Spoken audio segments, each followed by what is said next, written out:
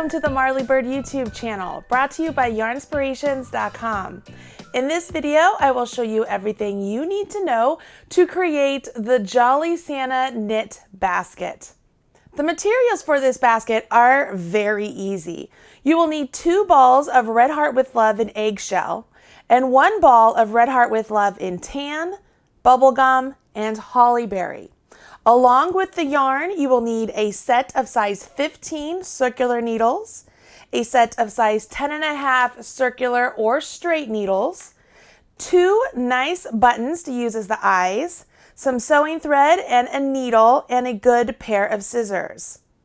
This basket is made using 4 strands of yarn throughout, which means even though you've purchased 1 skein of the Red Heart with Love in holly berry, you will need to divide this 1 skein up into 2 4-strand balls. So it's a little bit of prep work, but it makes it so that way you don't have to purchase 4 skeins of holly berry in order to make the project. Now, if you happen to have 4 skeins of holly berry sitting around and you just want to pull a strand from all 4 skeins, you absolutely could do that. But because the designer wrote it in such a way that you don't have to purchase that much yarn, it is only 1 ball that you will need, or 1 skein you will need, and then divide that into individual 4-strand balls. And all of that is written in the pattern. Speaking of the pattern, it is free over at yarnspirations.com. You will find a link to the written pattern in the video description box right down there below. And while you're down there, please smash that like button, as my kids say.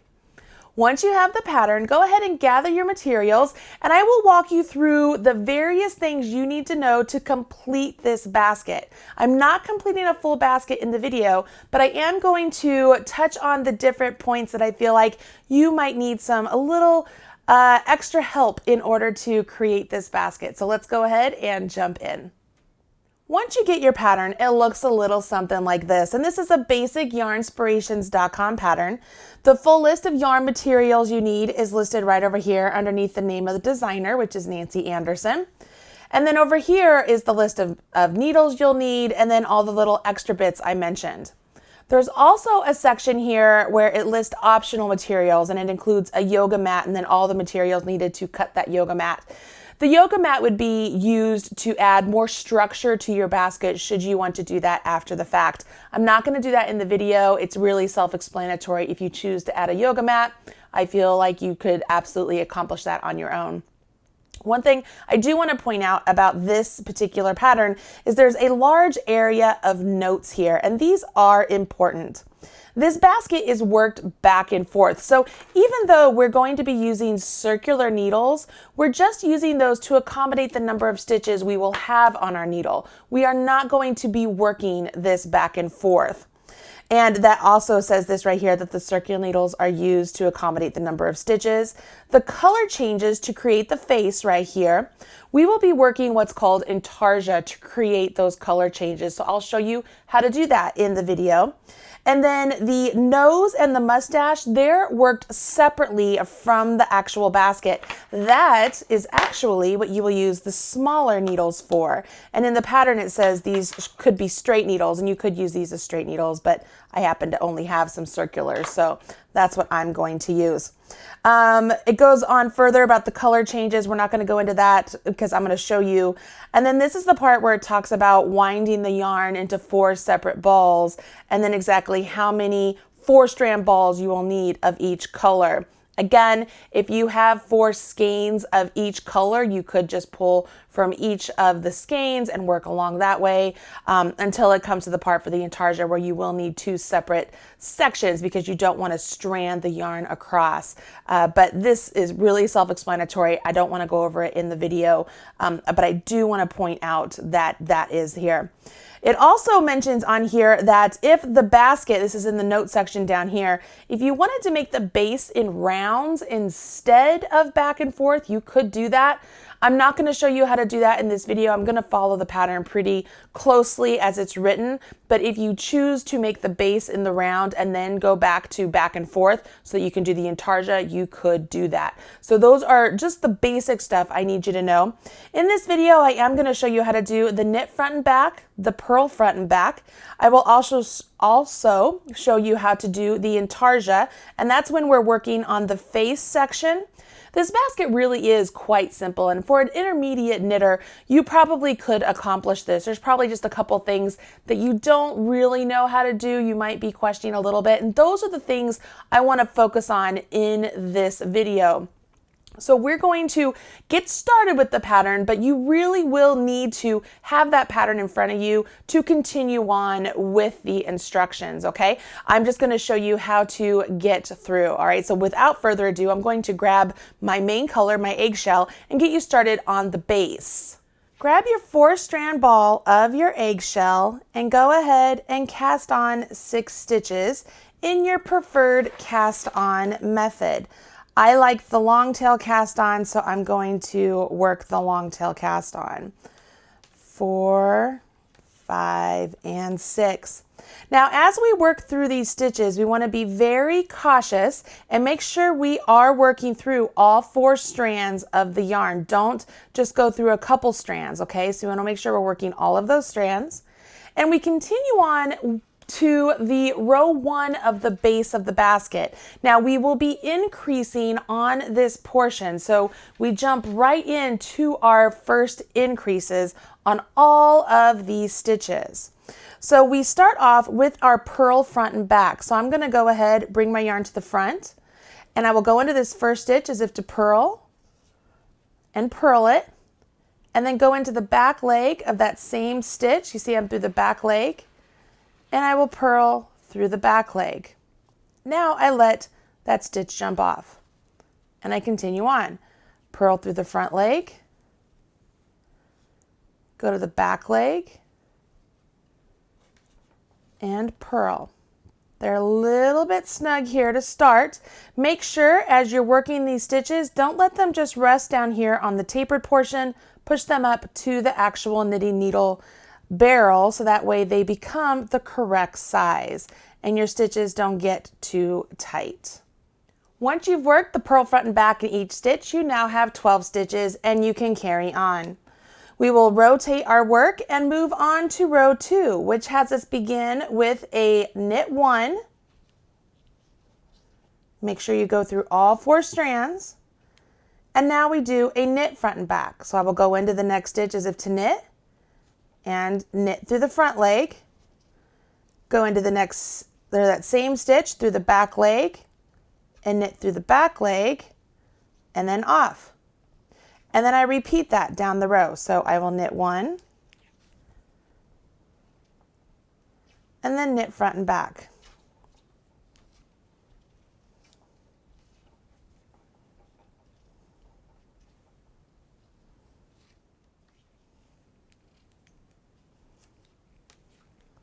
At the end of this row, you now have 18 stitches and you rotate your work.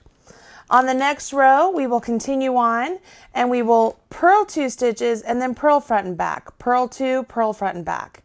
You will carry on in this manner for the base of the basket. On all of the wrong side rows, you will work a set number of stitches and then purl front and back. On your right side rows, you will knit for a set number of stitches and then knit front and back. You work this through row 14 until you have 90 stitches total on your needle. Then you will work in plain stockinette for 18 more rows. Now, plain stockinette means on the wrong side, you will be purling all the way across, and on the right side, you will be knitting all the way across. Pretty simple stuff. You should know how to do all of that at this point because I've shown you how to purl front and back, how to knit front and back, and you know how to knit and purl. So follow along with the pattern through row 32, and then we can move on to where we begin to add the colors for the face. And this is where we will introduce Intarsia. Sound off. Have you tried Intarsia knitting before? Let me know in the comments below. I'd love to know if this is your first time ever giving it a whirl. Looking down here, you can see I've worked up a little swatch to be able to work the face section of the basket with you.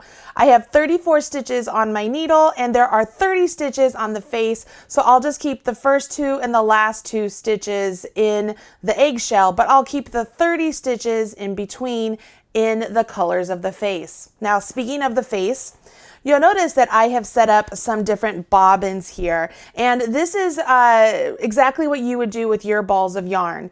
Each bobbin has 4 strands of that particular color, and I need to be able to have these separated so when it's time to work with these colors, each ball is independent of the other, because we will not be stranding yarn across the colors like you would do if you were doing Fair Isle. We will literally drop the old color, pick up the new color, and carry on. So it's important you have these bobbins or your separated balls of yarn. So I'm going to scooch these out of the way, and let's go ahead and we will jump in with row 1 of the face, which is a wrong side row. So I'm looking at my wrong side, which is a purl side, and I will continue on. Now it starts off and it says to purl 30. Again, I don't have all the stitches on here, so I'm going to begin with just a purl 2, just so that way I can get to the next bit of instruction. So I will purl 1, and then I will purl 2. Now I'm supposed to do purl 4 with color B. So I will drop this color. I will no longer use it. I'll grab my color B, which is my tan here, and I will grab my tan and continue on purling 4 stitches with my color B. So there's 1, whoops, I can get that off there, 2, 3, and 4. Now I have to purl 7 with my color C. So I'm dropping my color B. I will grab my color C, which is my pink, my bubble gum. I'm going to get some off of my bobbin, and I will purl 7 with this color. Okay. So there's 1, 2, 3, 4, 5, 6, and 7. Now, I'm done with those 7, and I have to go back to color B, but I will not use this ball of color B. I will use another ball or another one of my bobbins of color B, so I'll have many bobbins by the time it's time to work all of these stitches. But I'll grab this bobbin of color B, and I am supposed to purl 8. So I would wrap this and continue on with my purling 8. 1, 2, 3, 4, 5, 6, 7, and 8. Now, just like before, I have to go back to my color C, but I do not want to use this one. I will grab my other bobbin. Look at this, it's all the way over here waiting for me. And I'm supposed to purl 7 with this one. So there's 1, let me make sure I have 1, 2, 3, 4, 5, oops, I missed one, 5, 6, and 7. Now I go back to my color B and I will knit 4. Again, I need another ball, another bobbin. You will have all of these going. This is just for a short amount of time here. So it will look a little bit confusing to begin, but it won't be this way for very long. So I will purl my 4. And then I'm back to where I need to do purl 30 with my color A. So this is where I'd bring my color A back and I would carry on with my purl 30. Whoops. Let me get this over here. Ready to go. I know it looks very confusing, but so far you can tell I've just changed colors when it was time and just continue on with the instructions. Pretty simple. Now it's time to turn. So for me, I'm always just real careful. I just rotate it around and everything's still in the right place. And here we go. Now this time, when it's time to change colors, we don't have to add the new ball or bobbin of yarn because it's already attached. But the way we twist the yarn together is important because it will eliminate any hole you might get in your project. What we will do is when it's time to transition from color A to color B, we will drop our old color and pick up our new, twisting them together. Let me show you. So this would be knit 30. Obviously, I don't have 30 stitches of the white, but we're going to make this work. So I would knit 1 and 2. Now it's time for me to get my brown here, okay? And for this one, I'm going to knit 4. So I'm going to take my old color, put it over my new color. See that? And now I'll pick up my new color and carry on. So my old color is resting on top of my new, and now I will knit 4. 1, 2, 3, 4. It's time for me to change colors. I'm going to knit 7 with my color C. So I'm going to come over here, find my color C, here it is, take my old, drop it on top of my new, pick up my new, and carry on. So I knit 7 with my color C. Make sure I get all 4 strands. So there's 1, 2,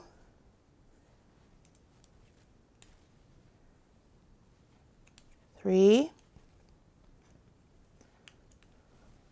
4, 5, 6, and 7. Okay, once again, old over new. Make sure you get the right one. There it is right there.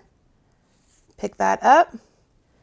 And this time we did 7, so now we have to do, let's see, with B, we're going to knit, well, let me see here. So we did 7, we're going to knit 8. So there's 1,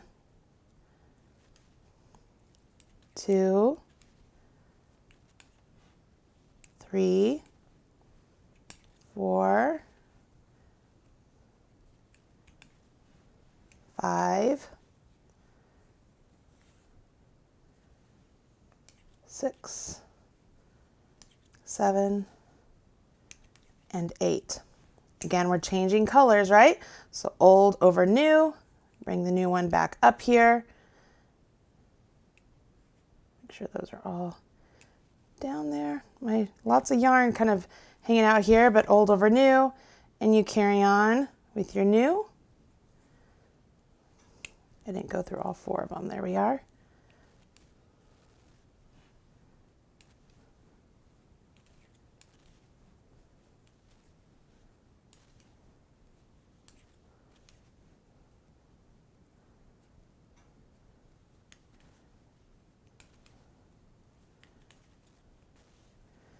And we're coming up to the last color change for the face bit, with the exception of the body color. So we're going to be going into that brown, so old over new. So I got to find where the brown is, my tan. Here it is. Old over new. Grab my new and do my 4 of my new.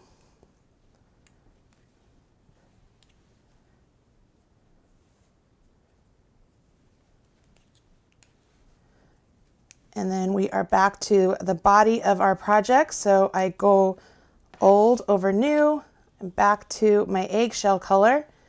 And I would just knit my 30 to the end.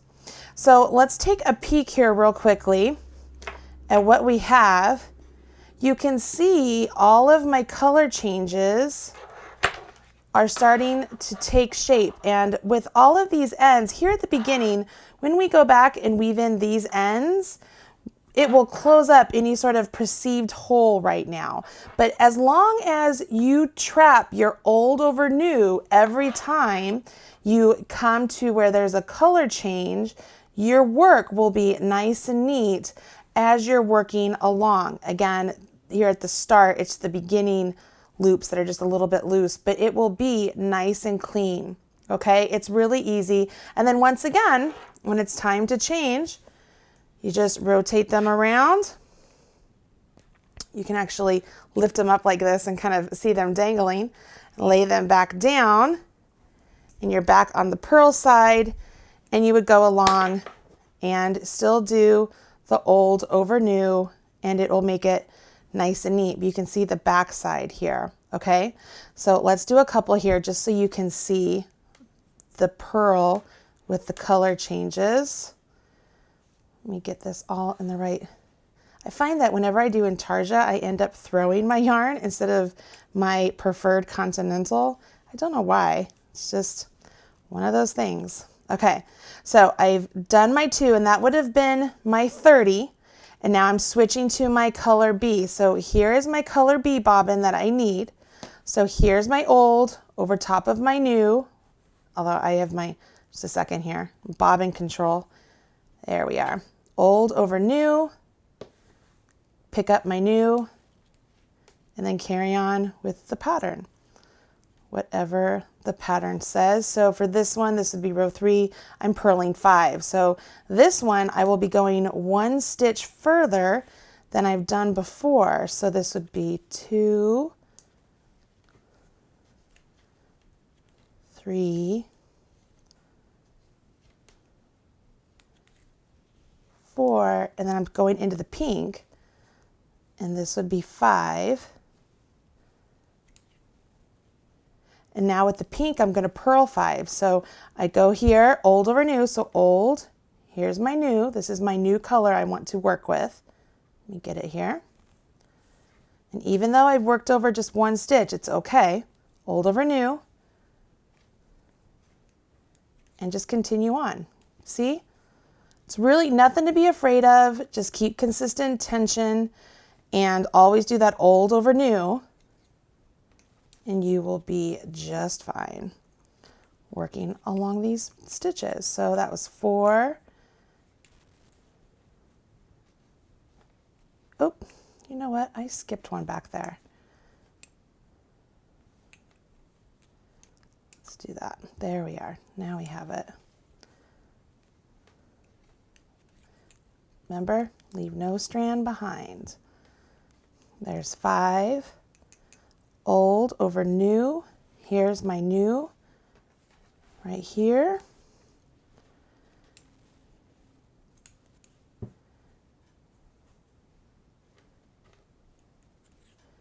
And it carries on.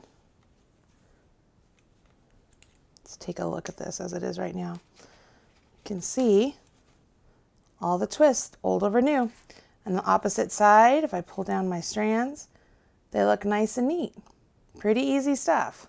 Now you know how to do Intarsia. It really is quite simple. You just have to remember that each section of color gets its own ball of yarn. And when it's time to transition from one color to the next, you always do old over new, so that way you don't get a hole between the 2 colors. It's really easy. I will let you know that when it comes time that you're using just one solid color across the face, when you're just using the tan, you no longer have to have 3 balls of tan going. You can't just have 1 ball of tan going from one side of the face across those 30 stitches to the other side of the face and change colors back to the eggshell. You don't have to have the 3 different balls. So it is fairly easy. And again, with the rest of the instructions, it's knits and purls, a couple purl front and backs, a couple knit front and backs, whether you're making the nose or the mustache. You should have no problem working the rest of this pattern without my help. I really did want to focus this video on specific items that I felt like you might have questions for when you're making this basket. For example, the increases at the bottom. Why aren't you working in the round? Well, when you do Intarsia, Intarsia, it's a little bit tricky to work in the round with Intarsia, so it's better to have the entire basket worked up flat, so that way you just seam the whole thing up and you don't ever have to worry about part of it in the round and part of it flat. But if you want to make it that way, you could. I also, again, wanted to focus on how to do those increases, both the knit front and back and the purl front and back. And then last but not least, I did want to show you how to control those colors and work those Intarsia stitches. They're really not as difficult as they might seem to be, but I figured if once you saw me do them, you could be like, oh, all right, I can accomplish that with no problem. I would love to see your finished Santa baskets. Make sure you share with me on social media. Use hashtag MarleyBird or hashtag Yarnspirations, and I will be sure to go around and smash your like button. Follow me on Instagram or on Facebook or on Pinterest. I'm in all three places. I'm Marley Bird for Yarnspirations.com. I'll talk to you again soon. Bye. Hey, thanks for joining me today on the channel. If you want more videos just like that one, check out some of these other videos that I've already handpicked for you. And don't forget to hit subscribe so that way you're up to date whenever I release a new video. And don't forget, smash that like button, as my kids say. Bye, guys.